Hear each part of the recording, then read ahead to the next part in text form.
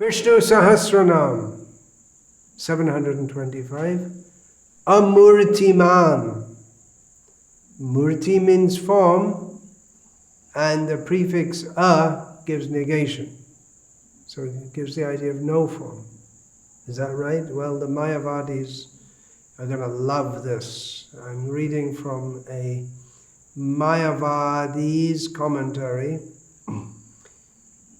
He gives the meaning of this name, Amurtiman, as having no form.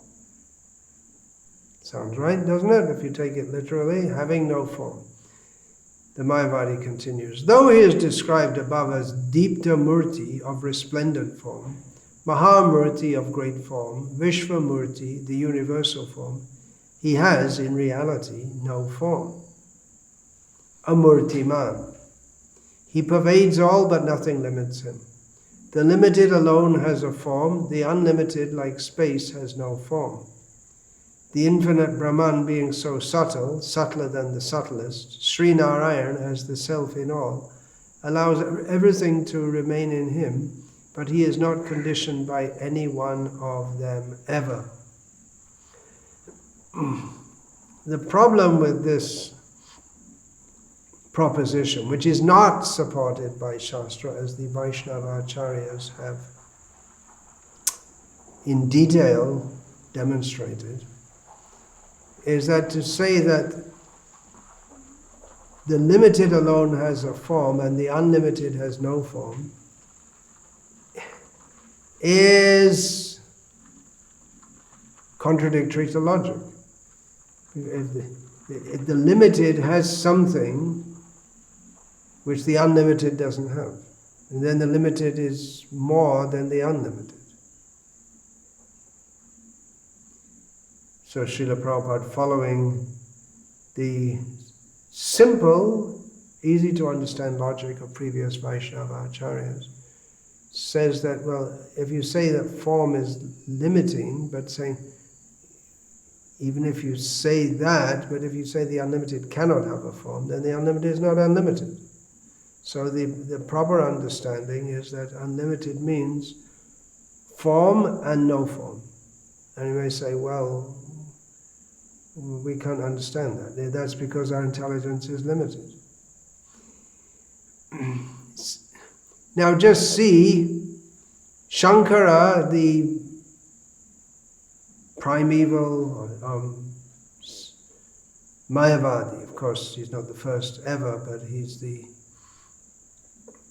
the one who has established within this land of Bharatavarsha, established very strongly the Advaitavad, monism, or Kevala Advaita,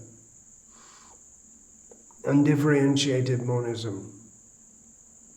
He has given the understanding of the previous name, Deepta Murti, Deepta Jnana Mai Murti Yasya Iti Deepta Murti.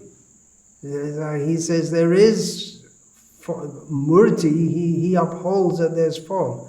And it's Krishna, who we're referring to here, Vishnu Sahasranama. It's Krishna, the person, speaking to Arjuna, another person, personally speaking to Arjuna, who's when Krishna, with two hands, two legs, all the features of a form, it's Krishna the person who says to Arjuna, Te shamevanukam partam aham jnana jangtamaha nashyami atmabhavasto jnana deepena bhasvata. The jnana deep, the form of light, the form of knowledge, the light of knowledge is Krishna. Similarly, just one example of many in Shastra, a synonym of Murti is Rup or Swarup. So in the Skanda Purana, as quoted in Srila Prabhupada's commentary to Srimad-Bhagavatam, Canto 9, Chapter 10, verse 11, that the Supreme Personality of Godhead is Nitya Purna Sukha Jnana Swarupa. His Swarupa, his intrinsic form, is eternal and eternally complete in all aspects, means nothing lacking in him, means unlimited, full of bliss and knowledge. Murti means form. You get it? You get it, you guys? Murti means form. All you Mayavadis out there. We have in this verse Vishvamurti, Mahamurti, Deeptamurti, Anekamurti, Shatamurti. In this verse we'll also have Shatanana, which means who has 100 faces. Later, among many similar names, later in Vishnu Sahasranama we have Ananta Rupa. So why privilege or interpret to mean that ultimately there is no form when one name comes, Amurtiman?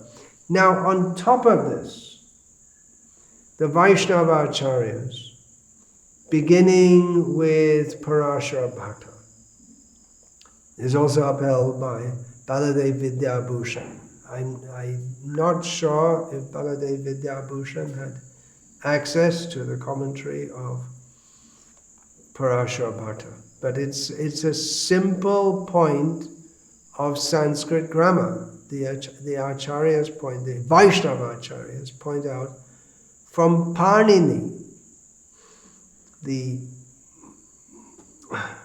grammarian, that the affix, it's a suffix, matup, which comes out as mat or man, depending on the formation of the words. It's somewhat complex. You have to understand Sanskrit, but it's not very difficult Sanskrit to understand this. It's given in the sense of one who possesses, or one who has that quality. So Buddhiman means one who has intelligence. Similarly, Vidvan, not exactly the same, but it's a similar suffix which gives the meaning one who has knowledge. So the name, as the Vaishnava Acharyas point out, is not Amurti, formless, but it's Amurtiman, which means one who possesses those things which are formless. It doesn't mean one who doesn't have any form whatsoever. Otherwise, the name could have been just given as Amurti, but it's Amurtiman. There's a difference. It's a very significant difference. And if the name was just Amurti, that would be contrary, Parashara Bhakta points out, to the previous names, Vishwamurti, Mahamurti, Deeptamurti, and the names to come like Anekamurti. Although within Gauriya Vaishnavism very well accommodates all kinds of apparent contradictions, which by logical understanding from the platform of we tiny little beings like little ants crawling on a potter's wheel. We have no idea we're on a potter's wheel, but we don't know there's a potter's wheel or there's a potter, and we can't understand why he's circulating the wheel and why he's circling it. We don't understand. We're just in our own little world. So, but even from our own little perspective, we can understand, again, the same example. Unlimited means everything is complete within him. That means form and formless. If we say formless, yes, okay, we accept that. I'll explain just coming up. Sit tight. But the Amurtiman means that those things which are intrinsically formless. The example the Mayavadi has given us, space, is formless. So he says that, well, the Supreme Absolute Truth is like space. But why not like the things which have form? So there are so many things which are intrinsically formless. Parashabharta quotes from Bhagavad Gita, Bhumirapo nalo vayu kangmano buddhirevacha ahankara iti yangme binna prakriti ashtadha. The 8 elements which constitute this material world: earth, water, fire, air, ether, mind, intelligence, and false ego. They are, at least in their intrinsic states, of no, either formless or of no particular form. You say earth, well, earth has a form. Well, the same example of the potter. The earth has no intrinsic form, but the potter gives shape to it. And earth in its unmanifested form, before becoming manifest in the material universe, is there in latent form. But even then it has no fixed form. It can be shaped in various ways. Of course, mountains appear to be very much fixed, but if we take the earth, the soil, it's malleable, clay. Water has no particular form. It takes the form of the vessel in, or the vessel, or the earth that it is flowing in, the vessel that it's kept in, or the earth that just like the riverbed. Of course, you could say that the water makes the riverbed, but it's dependent on the earth to have any form. Fire has no fixed form, flickering form. Just like if you say something has form, okay, Krishna has form, you can envisage that form. A cow has form, specific form, but you can't envisage the form of earth, water, fire, certainly not of air, or of space, and nor mind, intelligence, or false ego. So, Parashabharta cites this to establish the point that these are Krishna's energies. They belong to Krishna. So in this way, Krishna is he to whom the formless things belong. And both Baladev Vidyabhushan and Parashabharta, they quote from Subal Upanishad, from the Shruti. Yasya vyaktam shariram, yasyaksharam shariram, yasya mrityu shariram esha sarva bhutanta atmapahata papa divyo deva ek narayanaha. Narayana, the one, unique, divine God, the Supreme Soul, free from all evil, situated within all beings, within his body, Sharira, it's mentioned Sharira, which means Murti, form.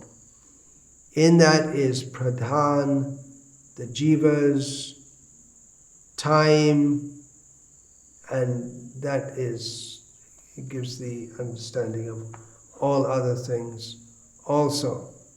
Another commentator, Sri Radha Krishna Shastri, quotes from the Mundaka Upanishad. Dveva va brahmano rupe murtam cha amurtam cha. This is from, Mundaka Upanishad is Divyo Divyo Hyamurtaha. And then, the quote I gave previously, that's from Brihadaranyaka, that the Brahma, the Supreme Truth, is form and formless. Both are there.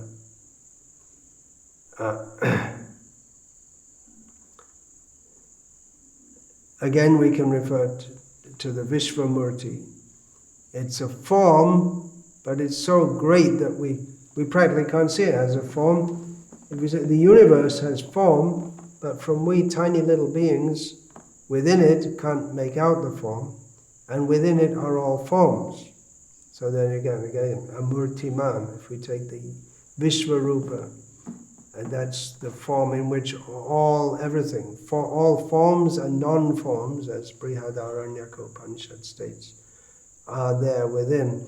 So the perfect understanding is the understanding that Chaitanya Mahaprabhu propagated, Achintya Bheda Bheda Vad. Chintya Bheda Bheda Vad. That inconceivably there is difference, simultaneously non-difference in the Absolute Truth. The key verse among many for understanding this is from the Bhagavatam, Vadanti tat tattva vidas tattvam yajnanam advayam brahmeti paramatmeti bhagavan iti shabhyate. The supreme, the indivisible truth, advaya tattva, advaya jnana, is said by people who know what they're talking about, those who are knowledgeable of all these truths, to be Brahma, these are the Paramatma and Bhagavan. Now these three terms could be considered as synonyms of the same Advaya Tattva Gyan, the same indivisible ultimate knowledge and truth. But specifically that's analyzed by the Gauriya Vaishnava Acharyas to indicate the impersonal, yes, effulgence of the Supreme Lord, into which the Mayavadis desire to merge, thinking it to be the ultimate phase of the Absolute Truth. It's the Absolute Truth, yes, but it's not the ultimate phase. Paramatma, the supreme living being understood as such. But understood, the supreme living person understood as such. But a more complete understanding is to know Bhagavan, the Supreme Lord, replete with all opulences and all facets of his personality.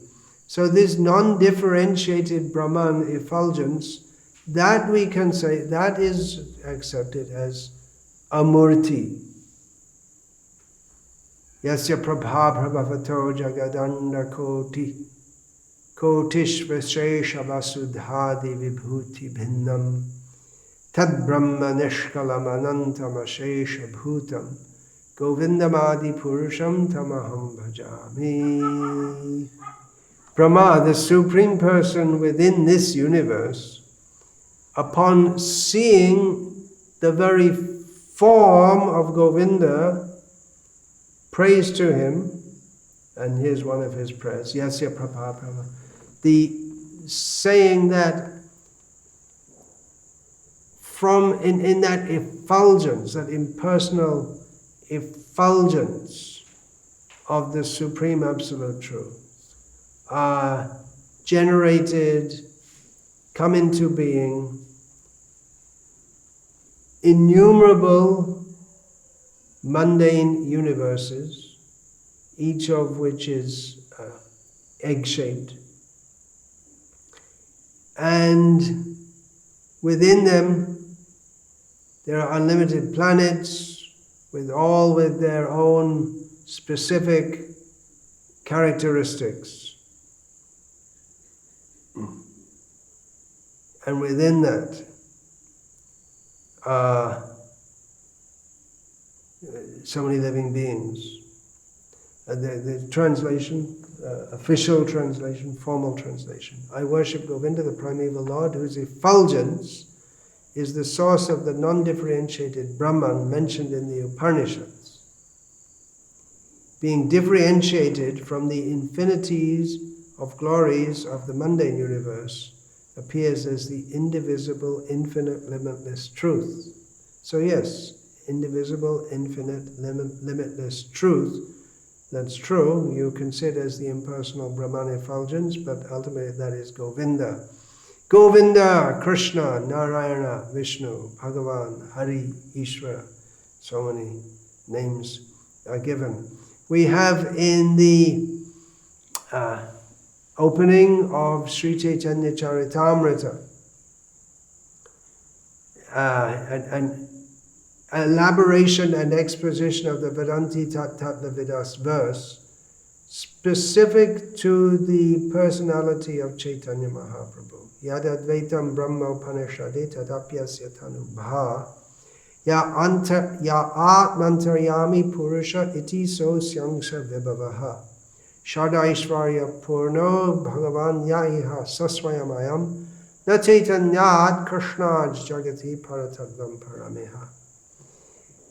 That which is stated within the Upanishads to be the effulgent, non-differentiated Advaitam, ultimate truth, that Paramatma also, who is the indweller in all living beings and within the universe.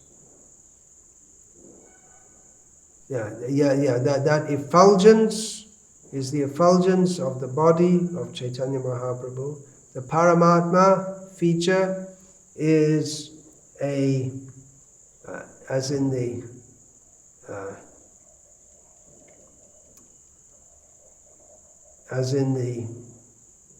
Brahma Samhita is also stated, that Paramatma is a portion, Kala Vishesha, of the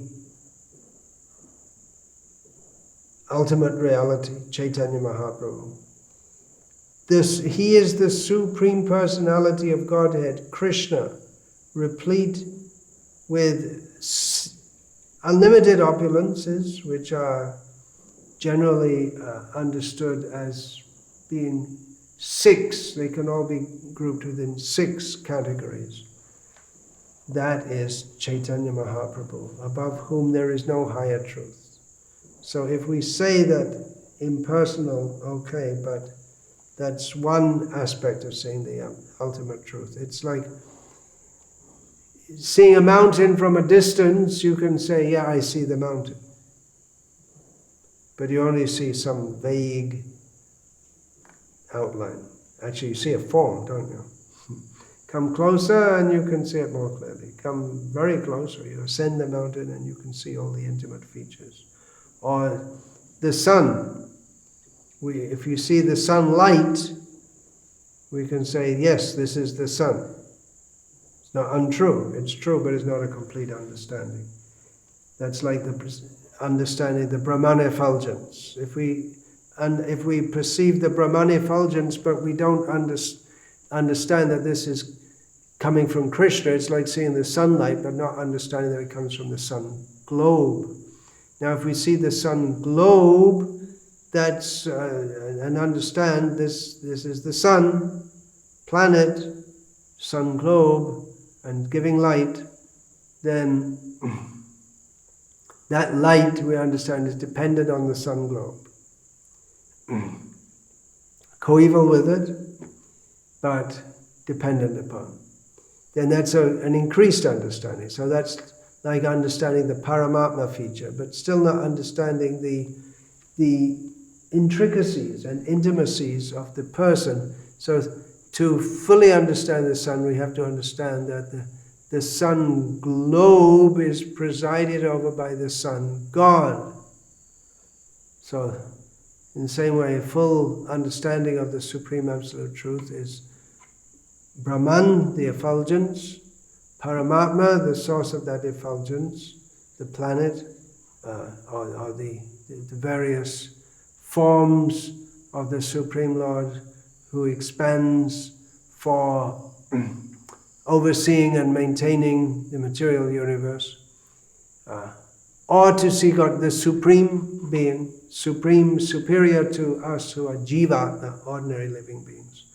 And then the complete understanding is Krishna, the Supreme Personality of Godhead, replete in all opulences, who appears as Chaitanya Mahaprabhu. And actually there is further to go in understanding Rasa Tattva, the beautiful, sweet exchanges between the Lord and his devotees. That we'll discuss later in the Vishnu Sahasranama. We have done already and will do more. The name Bhaktavatsala, that will require much explication. But here we're just, at this point we're discussing the basic nature. What makes God God? Why do we have this term God, or in Sanskrit, Bhagavan, Ishvara, Allahu Akbar, meaning God is all powerful. So just understanding that in some detail and understanding that this impersonal feature, which is much desired by persons who think that they're God, that is to be understood properly in context. In this regard, I'm going to read Srimad-Bhagavatam, Canto 1, Chapter 5, Text 38. This is in the chapter which Srila Prabhupada has entitled Narada's Instructions on Srimad-Bhagavatam for Vyasadeva. The verse goes as follows. We'll find in this verse the word murti and also the word amurtikam, to be precise. Here's the verse. Iti murtyabhidhanena mantra murtim amurtikam yajate yagya purusham sasamyag darshanah puman. The translation that Srila Prabhupada gives. Thus he is the actual seer who one can actually see things as they are. The samyak darshanaha. Samyak, perfectly, darshanaha, one who has seen. Thus he is the actual seer who worships in the form of transcendental sound representation the Supreme Personality of Godhead, Vishnu, who has no material form. And I'm going to read from Srila Prabhupada's commentary, purport on this, very important for understanding this. Now, I know that most of the listeners of this, they're already Vaishnavas, and they're already convinced that the Murti is supreme. Not the supreme understanding is of Krishna as the Supreme Personality of Godhead, and not the impersonal effulgence. But nevertheless, Siddhanta balya chitte na karaha alash, eha hoite Krishna lage surira manosh. Such discussions to understand these philosophical conclusions properly are important. We shouldn't be lazy or neglectful in understanding such discussions, because by understanding these points, our mind can become very firmly attached to Krishna. So we'd all like to hear much more, probably, various stories of Krishna's pastimes, but this is also important. All right, I'm reading. This is also required. I'm going to read from Srila Prabhupada's purport to the verse that I just read. Please listen carefully. Our present senses are all made of material elements, and therefore they are imperfect in realizing the transcendental form of Lord Vishnu.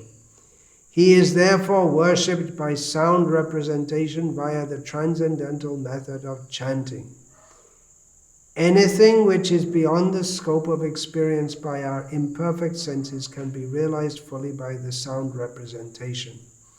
A person transmitting sound from a far distant place can be factually experienced. If this is materially possible, why not spiritually? This experience is not a vague, impersonal experience. It is actually an experience of the transcendental personality of Godhead, who possesses the pure form of eternity, bliss, and knowledge. So making the point here, and actually this one paragraph could be expanded into huge understanding. There's so much depth in here. But the point there that if we want to understand all these topics, the supreme form or formless, we can understand it's beyond the scope of our immediate intelligence, but we can understand by hearing about Lord Vishnu, about the ultimate truth, and by chanting. That's also required because that purifies the heart and helps us to understand things properly as they are. Continuing the next paragraph of this purport, in the Amarakosh Sanskrit dictionary, the word murti carries import in twofold meanings, namely form and difficulty. Therefore, amurtikam is explained by Acharya Sri Vishwanath Chakravarti Thakur as meaning without difficulty. The transcendental form of eternal bliss and knowledge can be experienced by our original spiritual senses, which can be revived by chanting of the holy mantras or transcendental sound representations. Such sound should be received from the transparent agency of the bona fide spiritual master, and the chanting may be practiced by the direction of the spiritual master. That will gradually lead us nearer to the Lord. The method of worship is recommended in the Pancharatrika system, which is both recognized and authorized. Now, of course, the Pancharatrika system is specifically for worshipping the Murti, the Archa Vigraha, the deity form of the Lord. So I'll continue. The Pancharatrika system has the most authorized codes for transcendental devotional service. Without the help of such codes, one cannot approach the Lord, certainly not by dry philosophical speculation. The Pancharatrika system is both practical and suitable for this age of quarrel. The Pancharatra is more important than the Vedanta for this modern age. Now, very importantly, those who espouse the impersonal understanding of the Absolute as being ultimate, they mostly claim to be followers of Vedanta.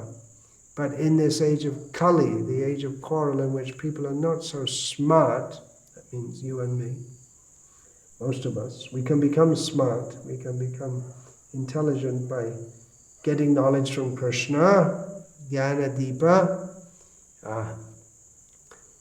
The Pancharatra, the worship of the form, is more important, engaging our senses in the worship of the form of Krishna. That will purify us and help us to understand that this form is Krishna. This form is not a representation of something else beyond, but the very form is Krishna. Now I'm going to quote, again, these topics can be elaborated, extrapolated, and much more, but I'm going on. I'm going to quote from a talk that Srila Prabhupada gave on November the 25th, 1968. People have some idea of God, they accept. Yeah, many people accept it, some concept of God.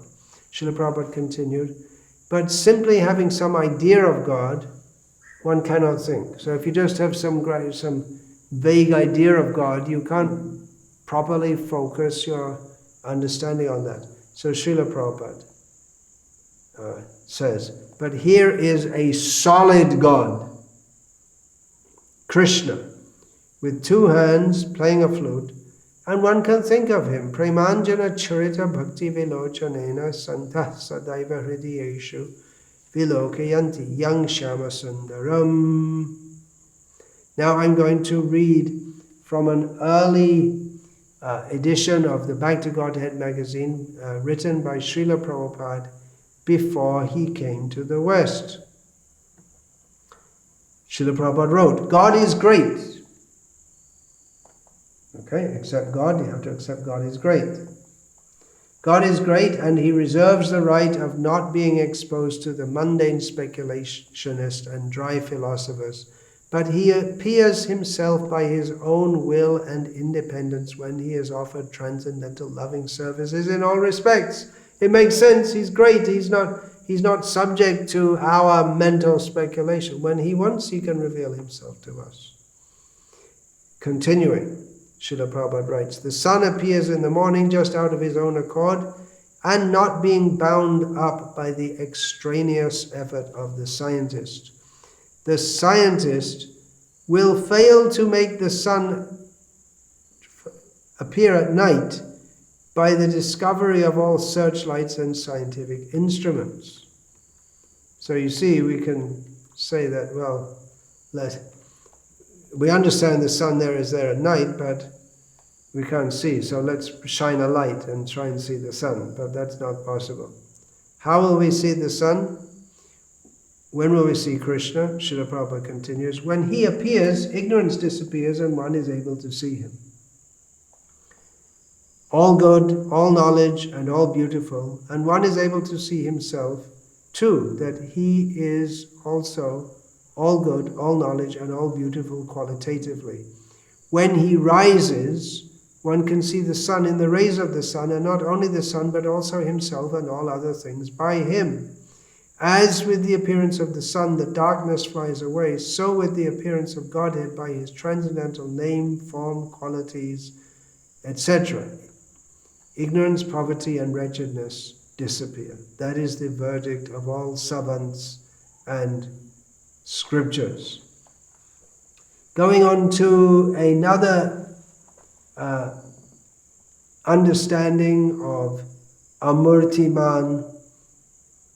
When we say Amurti, he has a form which is, or he possesses an Amurti, or not a form. Could be stated as this. Shankaracharya, the head of the Mayavadis, in his commentary, gives an understanding that all the Vaishnavas which will accept, because of course Shankara is a closet Vaishnava, a clandestine Vaishnava. He says, Shankara says, Karma nibandhana murti asyana vidyata iti amurtiman. He whose forms are not the result of karma. We are all bound in this material world. We get forms. Now I have a human form. Before I had a cat form, a dog form, a snake form, a tree form. So many forms. 8,400,000 kinds of forms in this material world. According to my karmic reactions. Swakarma phala bhukpuman. We all have to enjoy or suffer the results of our karmic activities. Prakriti Purusha Stohi Bhunkte Prakriti Jan Gunan Karanam Guna Sangosya Sadasadyoni Janmasu. We, in this material incarceration, we are all by nature spiritual beings, but we're stuck in this material nature. Because we desire to enjoy that, then we get various forms, some apparently better, some less, according to our interaction with the three modes of that nature. But Krishna is completely different. Janma karma cha me divyam. Even though he appears to take birth in this world, his appearance and his activities are not on the platform of mundane karma. Namam karmani limpanti, name karma phalaspriha. Krishna says, I'm not bound by the laws of karma.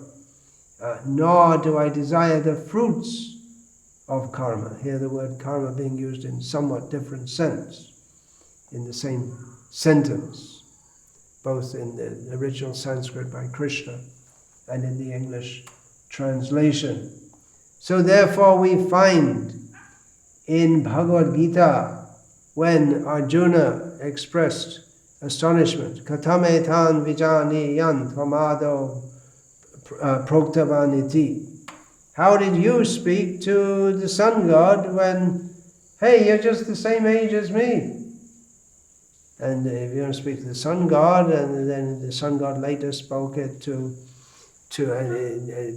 Manu, then to Ikshvaku, then Manu, and this must have taken place long ago. But Krishna says, "Bahuni me vyatitani janmani tavacharjana tani hang veda sarvani natvang veda parantapa." Both you and I have had many births. You can't remember? You can't remember all your previous births. I remember, Krishna tells Arjuna. Sripad Shankaracharya has also stated famously at the beginning of his Gita commentary, Narayana Paro Vyaktat. Narayana is beyond the unmanifest, the impersonal. Now, another meaning which we just touched on just a little ahead previously, that Murti, we're quoting from Vishnu Sahasranama, can also mean difficulty. And that is taken from Amarakosh. Murti Kartinyam. The difficulty is a translation of Kartinya. Now this word Kartinya can mean difficulty, but it's something like the English, it's similar to the English word hard. The English word Kartinya can mean, it means hardness. Hardness can mean difficulty. It can also mean something which is physically solid and hard. And then hardness can also refer to a hard disposition, stubborn disposition, unsympathetic disposition. So one commentator here, Sri Krishna Datta Bharadvaj, takes this to mean that Bhagavan has a disposition which is not so hard and inflexible. He's very soft by nature. Hard in one sense, he gives the Vedic injunctions. If we don't follow, then we have to suffer. But he's always willing to extend his mercy, even to those who are not so accomplished in following all the exalted Vedic directions, if they have love for him. Therefore he says, Mang hi paratavya pashritya yepi syuf papa yoneha striyo vaishas tata shudras tepi yanti param gatim. Krishna says, anyone can come and approach me, even if they're not considered very cultured, even if they're considered very low-born and sinful.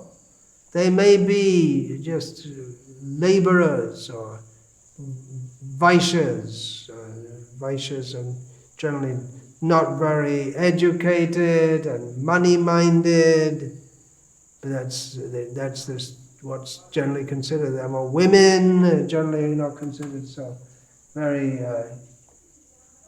philosophical, cultured, or intelligent, or whatsoever. Of course, Srila Prabhupada does state in one place among several that Kunti was no less cultured or exalted than Bhishma Dev. Remember, Bhishma Dev is the speaker of this Vishnu Sahasranama. So anyway, the general point is that Krishna is not hard. Therefore, he should be known as Amurtiman. So that he, then another meaning, jumping back to that meaning, he is a form which is not impelled by karma, so they can also mean his forms are not fixed. In other words, in various ways saying that no material form. Forms which are not fixed or limited, That means one meaning is that, okay, he comes as Vamana, small dwarf. Small dwarf, he has to take 3 steps of land, that means not very much land, but then he expands himself. If we ask someone who's very short, generally people who are very short, they want to be taller.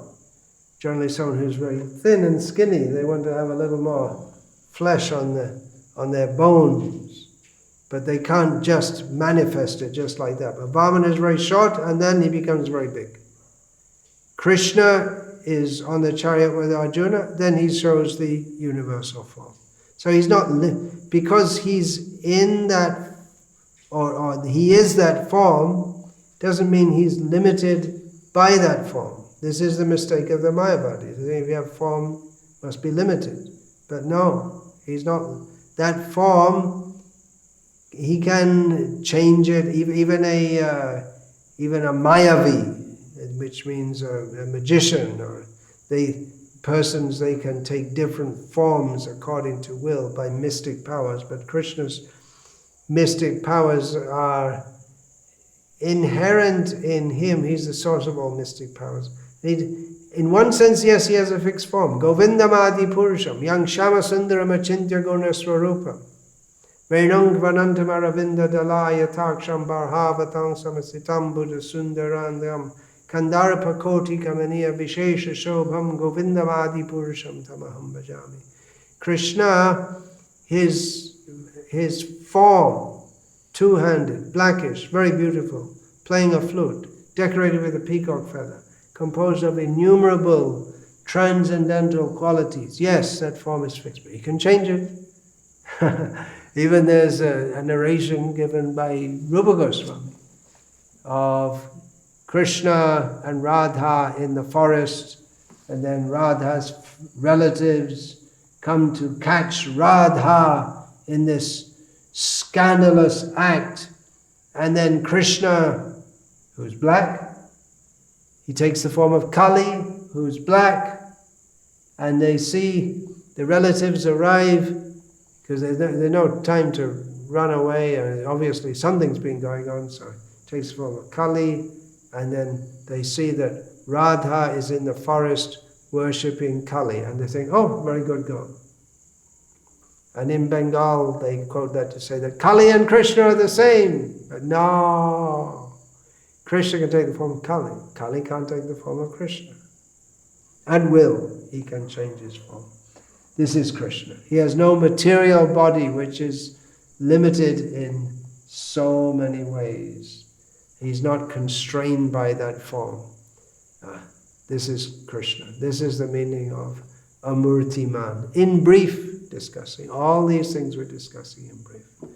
Ananta Shesha with his unlimited mouths can't come to the end of discussing even one syllable of describing the glories of Krishna.